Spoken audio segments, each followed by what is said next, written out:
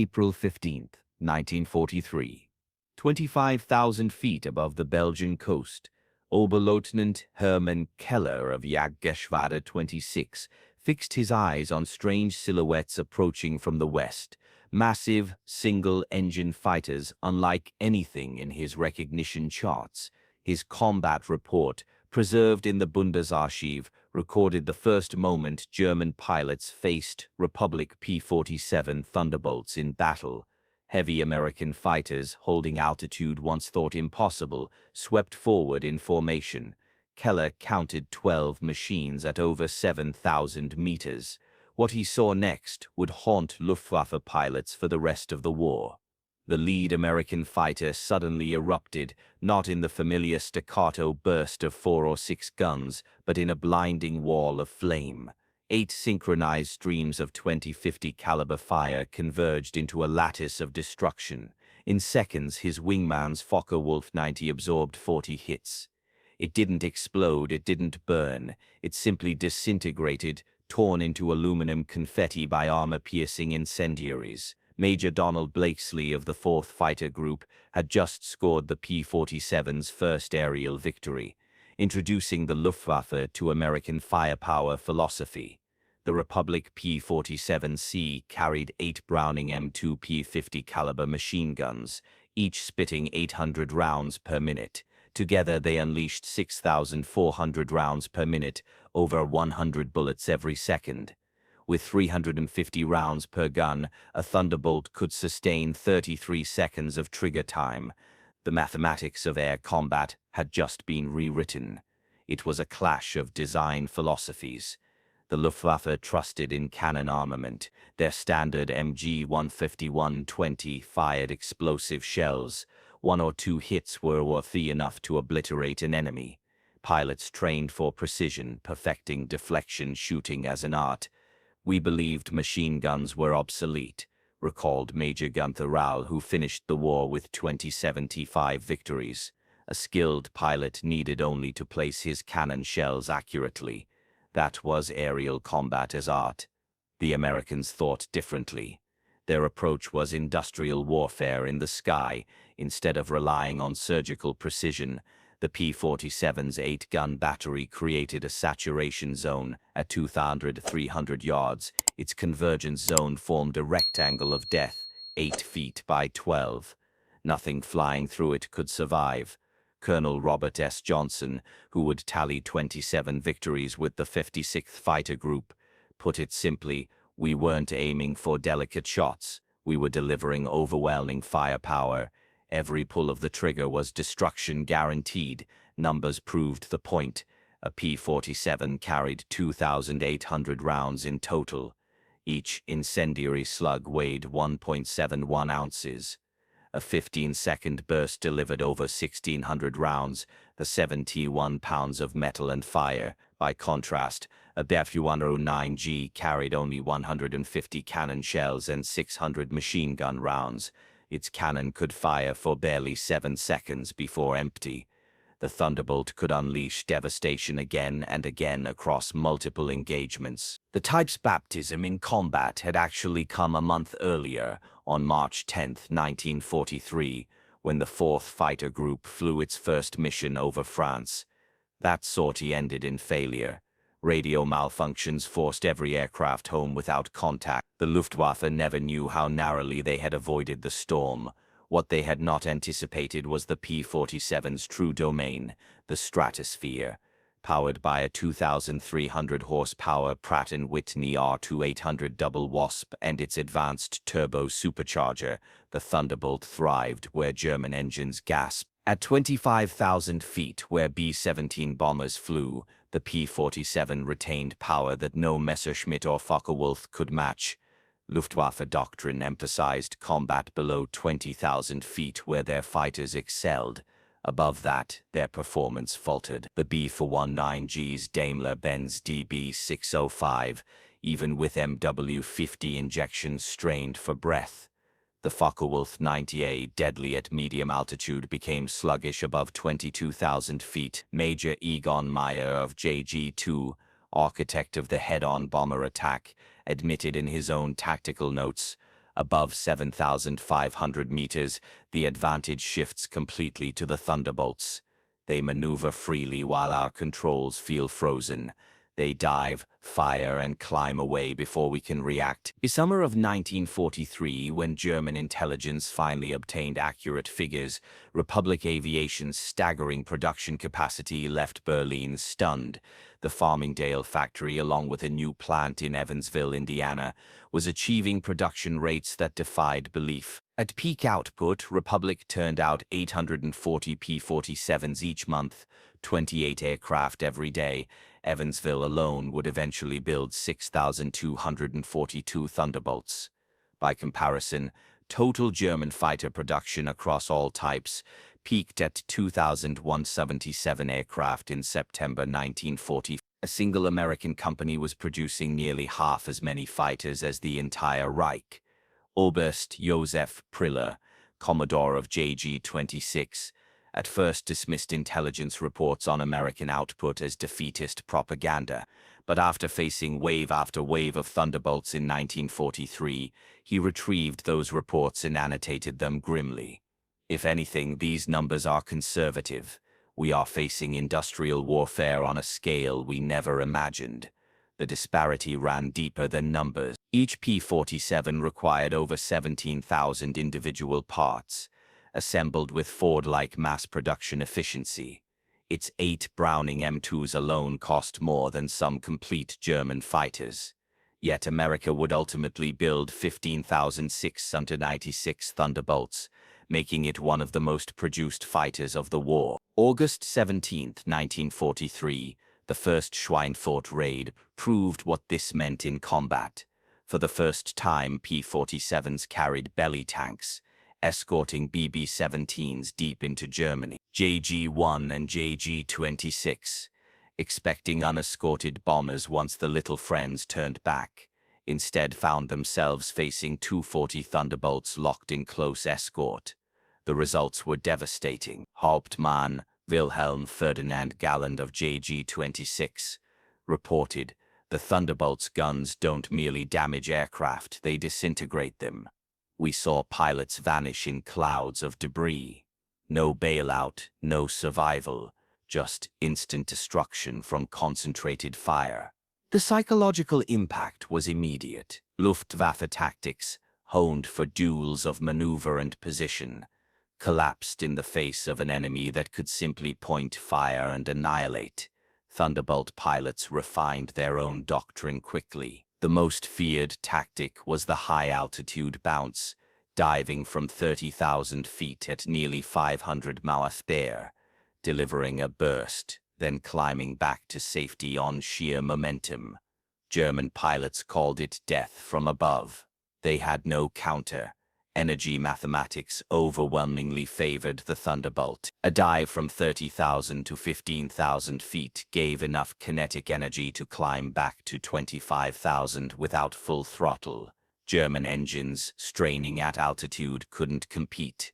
The Thunderbolt's very weight, 14,000 pounds loaded, became its deadliest weapon. In dives, it out-accelerated every German fighter. Even those who tried to escape by diving found themselves run down, shredded by P-47 fire in the chase. And then there was ammunition. With 350 rounds per gun, American pilots fought with freedom their German adversaries couldn't imagine. They fired probing bursts, walked streams of fire onto targets, and engaged multiple enemies in one mission.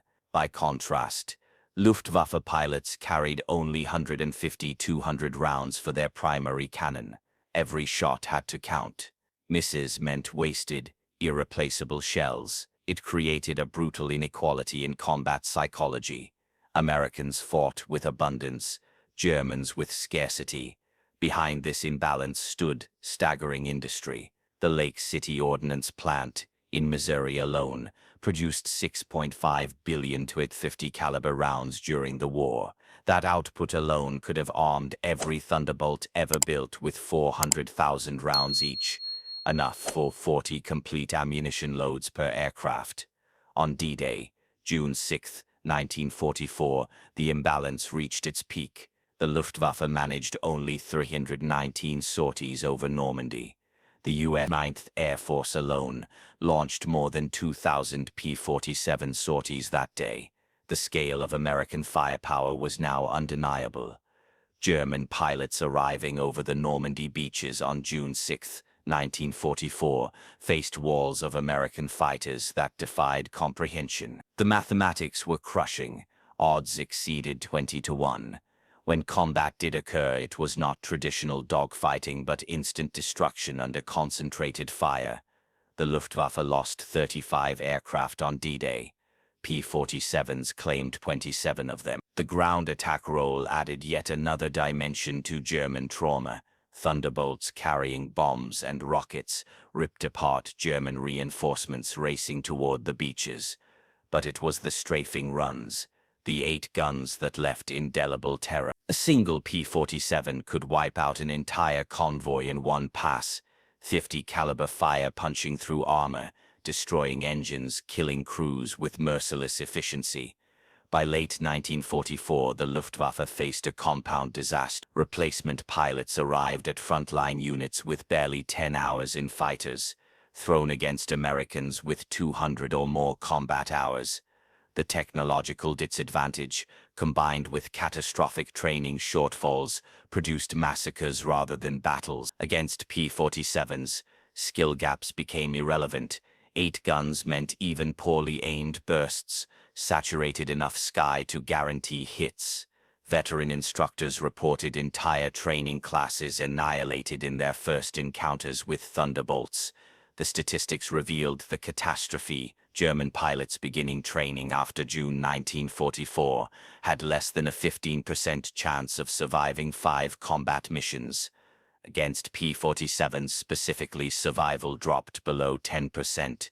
Whole squadrons were erased in single engagements, replaced by even less experienced pilots who died even faster.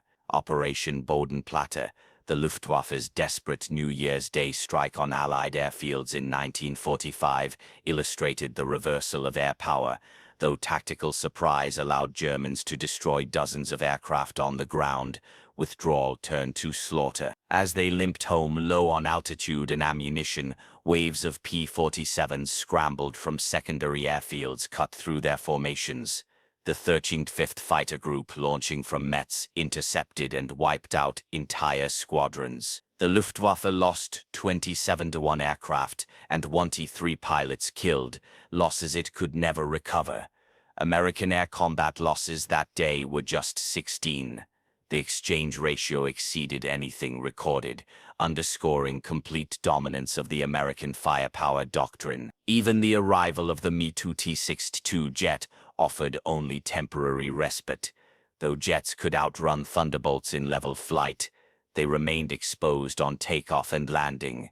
P-47 pilots developed a ruthless tactic, lurking near jet bases, waiting for those vulnerable moments. 8 guns shredded jets as easily as piston fighters if caught with landing gear extended. Several of Germany's irreplaceable jet pilots fell this way, though not Walter Nauati, who was shot down by P-51s on November 8, 1944, not P-47s as sometimes claimed. The final production statistics told the larger truth. Republic Aviation built 15,686 P-47s. At peak, factories rolled out 1840 per month. Arming them required over 25,000 Browning M2 machine guns.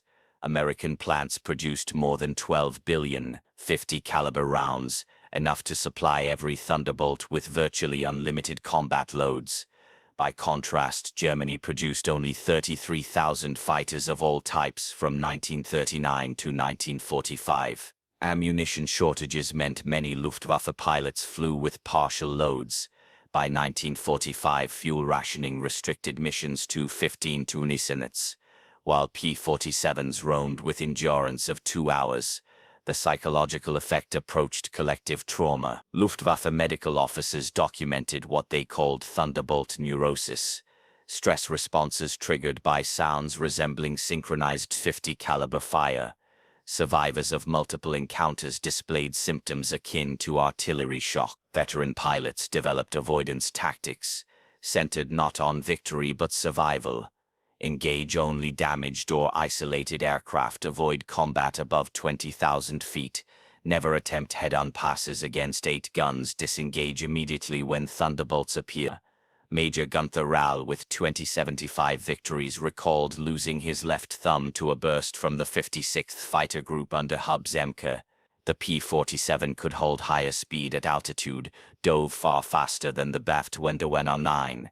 We learned to respect not only the aircraft but the firepower philosophy it embodied. General Lieutenant Adolf Galland, with 104 victories, wrote in his memoirs that the 8 guns of the Thunderbolt symbolized America's strategy: victory through overwhelming excess, not precision. Every burst said, "We have so much we can afford to waste it." Destroying you. Even Johannes Steinhoff, future NATO commander, 76 victories, recognized the shift, though he left no specific comments on the P-47. His long service in JG-26, JG-77, and JG-7 placed him in direct contact with American firepower philosophy. Beyond the skies, Thunderbolts as ground attackers inflicted equal horror. The 8 guns that shredded fighters proved devastating against vehicles, trains, and troop columns. A single P-47 could disable a locomotive in one pass, its concentrated fire penetrating boilerplates that might withstand cannon shells. Veterans of the Eastern Front, hardened by years against the Soviets, broke under P-47 strafing attacks. The distinctive roar of 8 guns firing in unison became the sound of inevitable death. Vehicle columns caught by Thunderbolts ceased to exist as units, reduced to burning wreckage, stretching for miles. By early 1945, new P-47M and P-47N variants widened an already insurmountable gap. The P-47M's Pratt & Whitney R2857C engine, with water injection, delivered 2,800 horsepower and speeds over 40-70 mph. Only 1 in 30 were built, but they represented the pinnacle of piston engine fighter design. Late-model P-47s also carried the K-14 computing gun sight, which automatically calculated lead from range and target movement. With 8 guns behind it, the K-14 erased the Luftwaffe's last advantage: deflection shooting skill. Even novice pilots became deadly. Germany's fuel crisis turned inequality into catastrophe. By late 1944, German trainees flew only a handful of hours before combat, constantly calculating whether they had enough fuel to engage and return. American pilots, with ample supply, could afford patience, altitude maneuvers, and prolonged pursuits. The result was that Germans fought defensive, fuel-starved battles while Americans dictated every engagement. The statistics at war's end showed the Thunderbolt's impact with brutal clarity. In Europe, P-47s were credited with 3,752 air victories, 86,000 railway cars destroyed or damaged, 9,000 locomotives, 68,000 motor vehicles, and 6,000 armored vehicles. Losses totaled 3,499 P-47s, of which just 1,020 fell to enemy fighters. The rest were to flak or operational causes. The aerial exchange ratio exceeded 4:1. The psychological scar endured long after 1945, during the Korean War, when West German advisors were shown footage of F-84 Thunderjets strafing. Several exhibited stress reactions, proof of the P-47's lingering trauma. These veterans told NATO planners the same hard lesson: American firepower doctrine was overwhelming force, not fairness. The United States, they warned, does not fight even battles, it annihilates opposition through industry. The Luftwaffe's final operational assessment in April 1945 admitted as much. Fighter combat based on pilot skill and maneuvering was obsolete. Overwhelming firepower had prevailed. The P-47's 8 guns hadn't just destroyed aircraft, they had destroyed an entire philosophy. German pilots began the war as knights of the air, believing in precision and individual skill. They ended it understanding that modern war belonged to nations that could mass-produce destruction. The Thunderbolt, with its 850 caliber guns, had been the instrument of that education. Post-war historians confirmed the lesson. Dr. Williamson Murray wrote, "The P-47's 8 guns democratized air combat. Individual skill became secondary to industrial capacity." German aces with hundreds of hours of experience found themselves equal to American novices when facing walls of 50 caliber fire. The impact went beyond pilots. The Wehrmacht had pioneered combined arms warfare, but American industry crushed tactics with production. The P-47 story revealed the scale of mobilization. Republic Aviation, which built just 39 planes in 1939, was producing 840 monthly by 1944. Evansville, Indiana, an empty lot in 1942, employed 28,000 workers by war's peak, 40% of them women. Most had no industrial background, yet produced fighters with negligible mechanical loss rates. Each Thunderbolt contained 31,500 rivets, installed with pneumatic guns absent from German plants. Assemblies that took days in Germany were completed in hours in America. This industrial efficiency translated directly to superiority in the skies.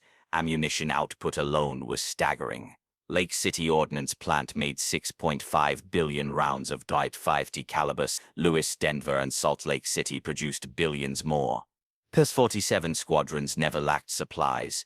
Forward airfields in France received daily ammunition deliveries exceeding what German units received in a month. Every Thunderbolt sortie launched fully armed, while Luftwaffe fighters often flew with partial loads. Pilot training mirrored this abundance. By 1944, the U.S. was training 100,000 pilots annually, with dedicated programs for P-47 operations. New arrivals brought over 200 hours of flight time, 50 of them in type. German training collapsed from 250 hours before the war to under 50 by 1944. Fuel shortages meant many Germans fired their guns for the first time in combat. Battles against P-47s increasingly resembled executions, not contests. The Thunderbolt's legacy extended beyond WL. Its 8-gun doctrine influenced American air power throughout the Cold War. Firepower over precision became embedded in U.S. strategy. German officers who joined NATO carried the scars of their encounters. Their conclusion was unanimous. The P-47 had taught them that modern war was not about warriors but about production. Nations able to mass-produce overwhelming firepower would always defeat those relying on skill alone. The contrast in pilot survival rates revealed the fundamental inequality of the air war. American P-47 pilots who completed their tours enjoyed nearly 90% survival. German fighter pilots facing Thunderbolts saw less than 30% survive through 1944. This disparity reflected not courage or skill, but the cold arithmetic of overwhelming firepower. Young German flyers, some with fewer than 10 hours in fighters, confronted Americans with hundreds of combat hours in aircraft mounting 8 heavy machine guns. The outcome was predetermined by industrial mathematics, not individual capability. The Luftwaffe's pilot corps wasn't merely defeated, it was systematically eliminated. The Thunderbolt's impact went far beyond tactical victories. By securing air superiority over Europe, P-47s enabled the bombing campaigns that shattered German industry and fuel production, creating the shortages that crippled Luftwaffe operations. On the ground, Thunderbolts paralyzed German mobility. The Wehrmacht could not move by daylight without devastating losses to strafing. Normandy's success owed much to this dominance. Reinforcements simply could not reach the battlefield intact. In post-war German military culture, the P-47 became synonymous with American material supremacy. Veterans coined the phrase Thunderbolt mentality to describe the doctrine of overwhelming force. The words 8 guns entered military vocabulary as shorthand for insurmountable firepower. Staff College studies concluded that tactical brilliance was meaningless when pitted against industrial-scale destruction. The P-47 had taught that modern war was ultimately economic, not heroic. German pilots had entered the conflict believing in quality over quantity, skill over production, precision over saturation. The Thunderbolt destroyed those illusions. Its A-50 caliber guns shredded fighters and bombers alike, teaching through fire that industrial democracy's ability to mass-produce firepower outweighed totalitarian efficiency. Every engagement reinforced the lesson. America had transformed aerial combat from nightly duel into industrial processing. The scale was staggering. 15,686 P-47s carried a combined 225,488 machine guns firing billions of rounds. This was not just military superiority. It was a philosophy of production. American industry could equip every fighter with double the necessary firepower because abundance made excess affordable. German pilots learned this lesson in the hardest way through daily encounters with opponents who destroyed them utterly, repeatedly, almost casually. The P-47's 8 guns did more than win air superiority over Europe. They proved that in the age of industrial war, the nation with the deepest productive capacity would always triumph. Germans' surprise at facing Thunderbolts was really surprise at the nature of modern conflict itself. They had prepared for duels of skill and met instead a machine that processed them with 8 guns spitting over 100 rounds per second. In those converging streams of traces lay the entire story of WWA. America's ability to produce overwhelming force and deliver it anywhere at any time. Survivors came to understand that they had faced not merely superior aircraft but a superior philosophy of production. The Thunderbolt, with its 850 caliber guns, was democracy's answer to totalitarianism, an answer not of ideology but of industrial mathematics. In the end, German pilots' shock became clarity. They had confronted the future of war, and it spoke in the roar of 8 guns delivering American supremacy one devastating burst at a time.